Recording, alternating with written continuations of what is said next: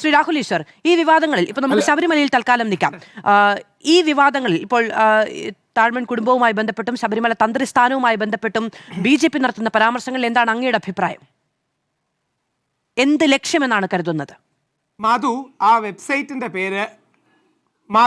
വെബ്സൈറ്റിന്റെ പേര് www.guinnessworldrecords.com എന്നാണ്. ആ വെബ്സൈറ്റ് ഞാൻ ശ്രീ രാധാകൃഷ്ണൻ സാറിന് റെഫർ ചെയ്യുന്നു. ഒരു പോസ്റ്റിൽ ഏറ്റവും കൂടുതൽ കള്ളം എഴുതിയ ലോക റെക്കോർഡ് ഡോക്ടർ KS രാധാകൃഷ്ണൻ സാറിനെ കാത്തിരിക്കുകയാണ്. അദ്ദേഹം അത് അപ്ലൈ ചെയ്യണം, ഇല്ലെങ്കിൽ അദ്ദേഹത്തിന് വേണ്ടി ഞാൻ അപ്ലൈ ചെയ്യാൻ തയ്യാറാണ്. അദ്ദേഹത്തിന്റെ പോസ്റ്റിലെ പല കള്ളങ്ങളിൽ പെട്ടെന്ന് നോട്ട് ചെയ്യാൻ കഴിഞ്ഞ 7 കള്ളങ്ങൾ ഞാൻ പറയാം. എല്ലാ വരികളിലും കള്ളം എഴുതിയിരിക്കുകയാണ്. ആലോചിച്ച് നോക്കണം, എല്ലാ വരികളിലും. ഒന്ന്, മനീതി സംഘം ശബരിമലയിൽ കടന്ന് ആചാര ലംഘനം നടത്തി എന്ന് പറഞ്ഞാണ്, അങ്ങനെയാണ് അദ്ദേഹം തുടങ്ങുന്നത്. ആദ്യത്തെ കാര്യം, മനീതി സംഘം ശബരിമലയിൽ കടന്നിട്ടില്ല, ഞങ്ങൾ വിശ്വാസികളവരെ തടയുകയും അവർ തിരിച്ചു പോവുകയും ചെയ്തു. അടിസ്ഥാനപരമായ അറിവ് പോലും ഇല്ലാതെയാണ് ചെയ്യുന്നത്. ഒന്ന്, മനീതി സംഘം കടന്നിട്ടില്ല. 2, അദ്ദേഹത്തിന്റെ വാക്ക് വളരെ മോശമാണ്, ഞാൻ എൻ്റെ ബഹുമാനം കാരണം ഏറ്റവും സഭ്യമായി ഉപയോഗിക്കുന്നു. തന്ത്രിയെ വേശ്യപുരയിൽ നിന്ന് പോലീസ് അറസ്റ്റ് ചെയ്തു. അദ്ദേഹത്തിന് അങ്ങനെ ഉള്ള സ്ഥലങ്ങളിൽ പരിചയം കാണും, പക്ഷെ തന്ത്രിയാണ് ഈ കേസിലെ വാദി. അതായത് തന്ത്രിയെ ശോഭാ ജോണും ബച്ചൂർ റഹ്മാനും കുടുക്കി തന്ത്രിവാദിയായ കേസിൽ ശോഭാ ജോണിനെയും ബച്ചൂർ റഹ്മാനെയുമാണ് അറസ്റ്റ് ചെയ്തത്. പിന്നീട് കേരള ഹൈക്കോടതി പറയുകയുണ്ടായി ശബരിമല തന്ത്രിയെ കുടുക്കാനുള്ള ശ്രമങ്ങൾ നടന്നു, അതുകൊണ്ട് തന്ത്രിവാദിയാണ്, തന്ത്രിയെ അറസ്റ്റ് ചെയ്തില്ല. 3, ശ്രീ ധർമ്മശാസ്താവിന്റെ നൈഷ്ഠിക ബ്രഹ്മചര്യ പ്രതിഷ്ഠ എന്ന്. ശ്രീ ധർമ്മശാസ്താവിന്റെ അല്ല നൈഷ്ഠിക ബ്രഹ്മചര്യ പ്രതിഷ്ഠ, അയ്യപ്പസ്വാമിയുടെയാണ് നൈഷ്ഠിക ബ്രഹ്മചര്യ പ്രതിഷ്ഠ. ശ്രീ ധർമ്മശാസ്താവിന് 2 ഭാര്യമാരുണ്ട്, പൂർണ്ണയും പുഷ്കലയും. അയ്യപ്പനാണ് നൈഷ്ഠിക ബ്രഹ്മചാരി. അടിസ്ഥാന വിവരം പോലും ഇല്ലാതെ എഴുതുന്നതാണ്, നോക്കണം. 4, കണ്ഠരര് രാജീവരെ വ്യാജരേഖ ചമച്ച കേസിൽ അറസ്റ്റ് ചെയ്തു. അല്ല, കണ്ഠരര് രാജീവർക്ക് അയ്യപ്പന്റെ അനുജ്ഞ മേടിച്ചിട്ടില്ല എന്നാണ് പോലീസ് റിമാൻഡ് റിപ്പോർട്ട് കൊടുത്തിരിക്കുന്നത്, അതും തെറ്റാണ്. പുത്രഹത്യ നടത്തി, അതായത് ദേവന്റെ പിതാവാണെന്നാണ് അവകാശവാദമല്ല. ഹിന്ദു വിശ്വാസപ്രകാരം, ആഗമപ്രകാരം, തന്ത്രശാസ്ത്ര പ്രകാരം ദേവന്റെ പ്രാണപ്രതിഷ്ഠ നടത്തുന്ന പിതൃസ്ഥാനീയനാണ്, അതിലും അദ്ദേഹത്തിന് തെറ്റി. പിന്നെ 6, കണ്ഠര് മോഹനര് ജയിലിൽ കിടന്നപ്പോൾ മകൻ മഹേഷിനെ തന്ത്രിയാക്കണമെന്ന് പറഞ്ഞു. കണ്ഠര് മോഹനര് ജയിലിൽ കിടന്നില്ലെന്ന് മാത്രമല്ല, കണ്ഠര് മോഹൻ ഈ കേസിലെ വാദിയാണ്. അങ്ങനെ ഇനി എണ്ണാൻ തുടങ്ങിയ ഫുള്ളുണ്ട്. ഇത്ര നാണവും ഉളുപ്പും ഇല്ലാതെ ഒരു മുതിർന്ന നേതാവ് ഇങ്ങനെ ഒരു പോസ്റ്റ് എഴുതാൻ കഴിയുമോ എന്ന് വേദനയോടെ ഞെട്ടലോടെയാണ് തോന്നുന്നത്. അദ്ദേഹം നേരിട്ട് ശ്രീശങ്കര യൂണിവേഴ്സിറ്റിയിലെ വൈസ് ചാൻസലറിൽ നിന്ന് അനുമതിയുണ്ടോ? അവിടെയാണ് തന്ത്രിയാവുന്നതിന് അനുമതി ആവശ്യമില്ല. ദേവസ്വം ബോർഡ് എത്ര വർഷമേ ഉണ്ടായിട്ട്? 100 വർഷമല്ലേ ആയിട്ടുള്ളൂ. ദേവസ്വം ബോർഡ് 100 വർഷമേ ആയിട്ടുള്ളൂ. സാക്ഷാൽ മഹാവിഷ്ണുവിന്റെ അവതാരമായ പരശുരാമൻ നൂറ്റാണ്ടുകൾക്കും ആയിരക്കണക്കിന് വർഷങ്ങൾക്ക് മുമ്പ് 2 കുടുംബങ്ങളെ കേരളത്തിലേക്ക് കൊണ്ടുവന്നു. നടത്തുന്ന ഒരു ക്ഷേത്രമാണ് അവിടെ വിലക്കടക്കം ഉണ്ടാകുന്നത്. ഇതൊക്കെ അല്ല,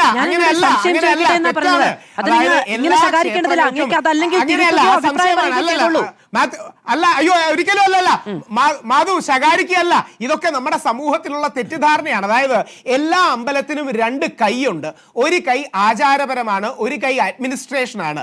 ഈ ആചാര കാര്യങ്ങളിലെ പരമാധികാരി തന്ത്രിയാണ്, അഡ്മിനിസ്ട്രേഷനിലെ പരമാധികാരി ദേവസ്വം ബോർഡാണ്. പരമാധികാരിയോ ഏറ്റവും പ്രാധാന്യമുള്ള സ്ഥാനമുള്ളത്. ഇത് മൾട്ടിപ്പിൾ സുപ്രീം കോടതി വെർഡിക്റ്റുകളിൽ വളരെ എക്സ്പ്ലിസിറ്റ്ലി സ്റ്റേറ്റഡ് പൊസിഷനാണ്. അതായത് ആചാര കാര്യങ്ങളിലെ പരമാധികാരി തന്ത്രിയാണ്. അതുകൊണ്ടാണ് കണ്ഠരര് രാജീവർ വളരെ ശക്തമായി പറഞ്ഞത്, ശബരിമല യുവതികളെ കയറ്റിയാൽ ഞാൻ ശ്രീകോവിൽ അടച്ചിട്ട് പോകുന്നു. അപ്പം പിണറായി വിജയൻ പറഞ്ഞു ശബരിമല കോടതിയിലടക്കം വന്ന കാര്യമാണ്, അത് നീക്കി. അതിന് അധികാരമില്ല എന്നുള്ളൊരു വാദം അങ്ങേക്ക് വിശ്വാസപരമായി ഉന്നയിക്കാം. പക്ഷെ നിലവിൽ നടക്കുന്നത് അങ്ങനെയാണ്. അതവിടെ നിൽക്കട്ടെ. ഇനി ഈ കാര്യത്തിലേക്ക് വരൂ. അങ്ങ് പറഞ്ഞു വന്നത് രാധാകൃഷ്ണന്റെ പ്രതികരണങ്ങളെ കുറിച്ചാണ്. അതിലേക്ക് പോവുകയാണെങ്കിൽ അവസാനിക്കില്ല. അതുകൊണ്ടാണ് അങ്ങനെയല്ല മാധു,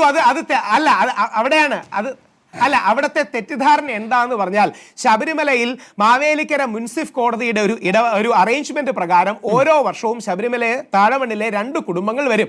ഒന്ന് കണ്ഠര് മഹേശ്വരായിരുന്നു ഉണ്ടായിരുന്നത്, അദ്ദേഹത്തിന്റെ മകൻ മോഹനര്, ഇന്ന് മഹേഷ് മോഹനര്. പിന്നെ കണ്ഠര് ബ്രഹ്മദത്തൻ, അതായത് കണ്ഠര് രാജീവറിന്റെ മകൻ. ഈ അറേഞ്ച്മെന്റ്സിൽ പോകും. അദ്ദേഹത്തിന് അസുഖമായതുകൊണ്ട് അദ്ദേഹം തന്റെ മകനെ ഇതിന് ചുമതലപ്പെടുത്തിയിരുന്നു എന്ന് ദേവസ്വം ബോർഡിന് എഴുത്തു കൊടുത്തു. ഇത്രയും മാത്രമാണ് യഥാർത്ഥത്തിൽ സംഭവിച്ചത്. അതായത് തന്ത്രി യഥാർത്ഥത്തിൽ ദേവസ്വം ബോർഡിന്റെ ഒരു എംപ്ലോയി ആണ് എന്നുള്ള തെറ്റിദ്ധാരണ പാടില്ല. അങ്ങനെയല്ല, എംപ്ലോയ്മെന്റ് അല്ല.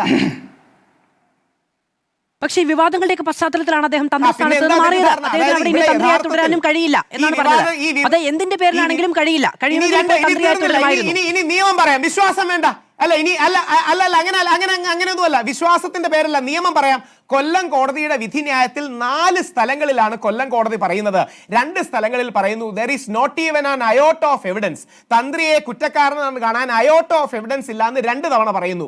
2 തവണ പറയുന്നു there is nothing to place on record that തന്ത്രി ഏതെങ്കിലും കാര്യത്തിൽ തെറ്റ് ചെയ്തു എന്ന്. അതായത് കോടതി തെറ്റുകാരനല്ല എന്ന് 4 തവണ എടുത്തു പറഞ്ഞു. ഞാൻ അതല്ല പറഞ്ഞത്. ഞാൻ നേരത്തെ അങ്ങ് പറഞ്ഞ ഈ ശോഭാ ജോണിന്റെ കേസുമായി ബന്ധപ്പെട്ട് തന്ത്രസ്ഥാനത്ത് നിന്ന് മാറ്റിയ കാര്യമാണ് പറയുന്നത്, ഇപ്പോഴത്തെ തന്ത്രിയുടെ കാര്യമല്ല. ആ കേസിൽ അദ്ദേഹം വാദിയാണ്. അതായത് ആ കേസിൽ അദ്ദേഹം വാദിയാണെങ്കിലും ആ കേസിന്റെ പശ്ചാത്തലത്തിലാണ് തന്ത്രസ്ഥാനത്ത് നിന്ന് അദ്ദേഹത്തിന് മാറി നിൽക്കേണ്ടി വന്നത് എന്നാണ് ഞാൻ പറഞ്ഞത്.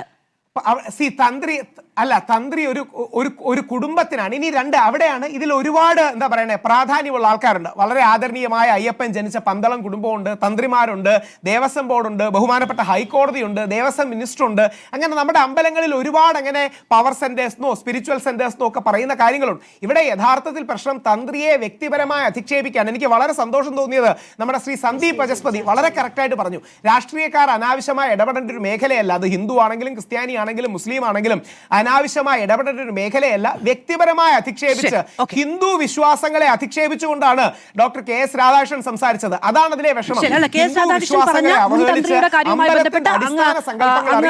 അത് പറഞ്ഞപ്പോഴാണ് ഞാൻ അദ്ദേഹത്തിന്റെ തന്ത്രിസ്ഥാനവുമായി ബന്ധപ്പെട്ട കാര്യം ഉന്നയിച്ചത്. അങ്ങത് നേരെ ഇപ്പോഴത്തെ തന്ത്രിയുടെ കാര്യത്തിലേക്ക് തെറ്റിദ്ധരിച്ചതിന്റെ പേരിലാണ് ഇത്രയും തർക്കം തന്നെ നമ്മളുടെ ഇടയിൽ ഉണ്ടായത്.